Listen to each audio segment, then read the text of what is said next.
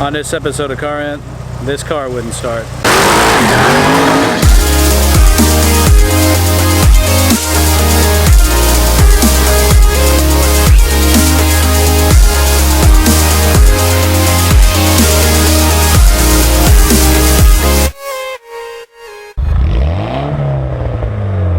What's up everybody, how's it going? Welcome to this episode of Car Rant. Today we are ranting about cheap engine parts. This little guy has caused me a world of pain. Now, what exactly is this piece of whatever in my hand? This is a camshaft position sensor, specifically my exhaust side. Now, why these are important, you can ask TJ Hunt. He had issues with his, specifically because someone kept nicking it and causing a dent. Mine looks like it has a small thing on it, but this is the first time I've ever had that happen, so could have been just something in there. I don't really know. We'll find out because I have a new one of these in there. This little piece is so critical to your engine's performance that if it's not even plugged in, your engine won't start. And that's with most electronic cars. Obviously, if you have a carbureted car, this doesn't matter to you because these don't exist in a carb car. What this does is this tells your car's ECU whether or not it's in time and whether or not things are moving the way they're supposed to be, that the gears are all lined up and things can open and close and it can adjust for timing and things like that. That's what this is for. This is literally part of your engine management system, EMS. My complaint is that these punks right here are so cheaply made. You can get some of these online for like 20 bucks or whatever. And those, I can honestly expect them to break. This guy right here was $75 because I wanted a good one that's gonna last me a while. And unfortunately, that was not the case. Check this out.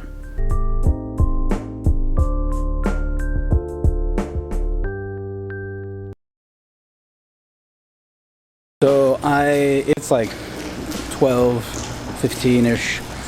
And I'm having an issue with Rika.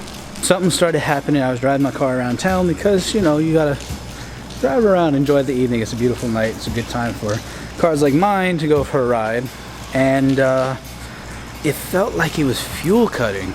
I couldn't figure it out. I couldn't imagine what the deal was. I didn't know what the issue was. My thought was maybe it's just got some bad gas in it. So I tried to drive it and try and burn off this not so good gas. And the next thing I know, my car starts having issues keeping the power on. It almost, like when the fuel started cutting, it almost felt like the clutch was slipping. Which to me was weird because it only did it when I accelerated up, which is when more fuel is needed to be delivered to the system. And then out of nowhere, like as I let off the throttle, things kind of felt fine. And then as soon as I stepped on the throttle again, it started revving back up, and I just could not figure out what the deal was. Called Ishmael out of panic because I don't know what's going on with my car. Like, this isn't good. And like now it's bad. What's worse is I have cars and cigars on Saturday. So we'll see if she can make it. I really hope she can because like we've come a long way with this car. And for something to go this catastrophically wrong right before this all happens, it's really sad. Alright, let's see what happens. Let me try and start it. Oh, jeez.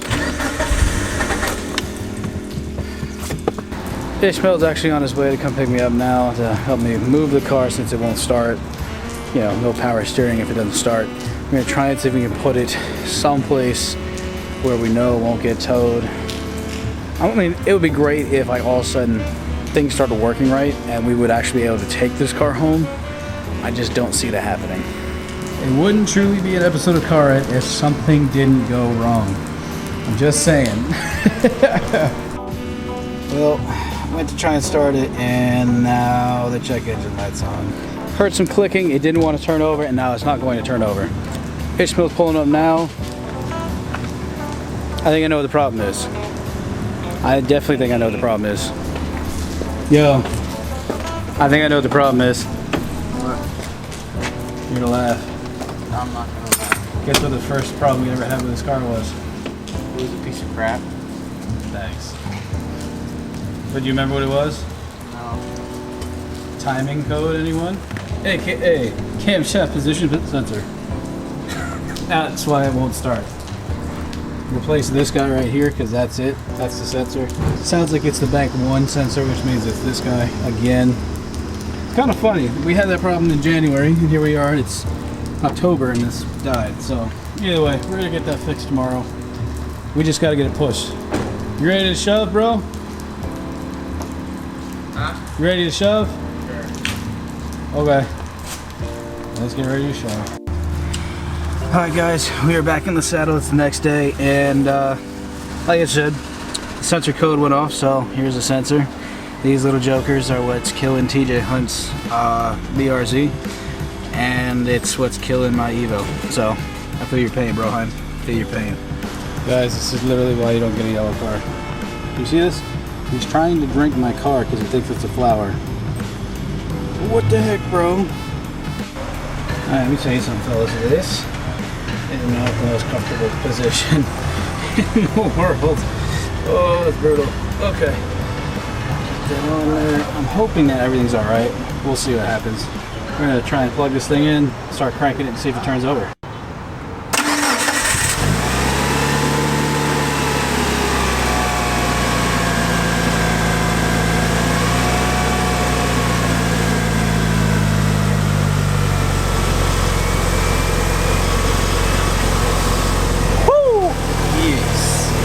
So we're gonna let it run and just weigh it out to make sure. And if this fixes the problem, well, hopefully the code just goes away. And if it doesn't, then I'm just gonna plug the battery, stick it back on there, and drive it again. So far, it's looking good. It's looking good. Okay, now since filming that particular video, I've replaced that same sensor again. This sensor right here is the one that was put in the car in that video. Now, why am I ranting and raging about this?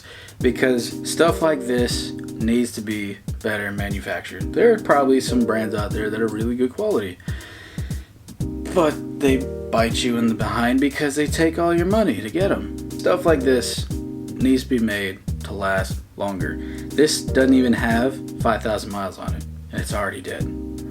The other one lasted maybe 1,000 to 2,000 miles, and it's already dead.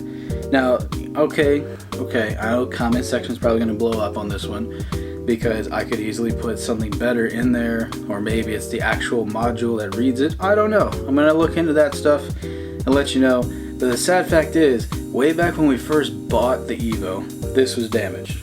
Okay, we replaced it, and that very same sensor died right as we plugged it in. Right as we plugged it in. I had to spend $150 just to get 2 of these to get it to work, to get it to move, because the sensor we put in there was broken. It came broken. I say all that to say 2 things. Number 1, buy quality engine parts, and number 2, stockpile quality engine parts. Otherwise, thank you everybody for watching. I hope this is insightful for somebody who wants to know how to replace one of these in an Evo, and hopefully this teaches you guys a lesson about buying good parts. Okay, these were, one of them was CarQuest, another one was like AC Delco or something to that effect. So yeah, it's just do your homework, do your research, find out what brands are going to last a while, because those are the ones you need to invest in. Otherwise, thanks for watching guys, thanks for tuning in. Like and subscribe if you haven't already, and stay tuned. We are getting to the videos that we've been talking about. One's about getting the 240 running and doing a car check on the Evo that this came off of. Those are coming, okay? Stay tuned, stick with us. We're still working out some details of trying to get ourselves together to get the 240 going, so be patient, work with us. God bless you all, and we'll see you on another episode. Peace!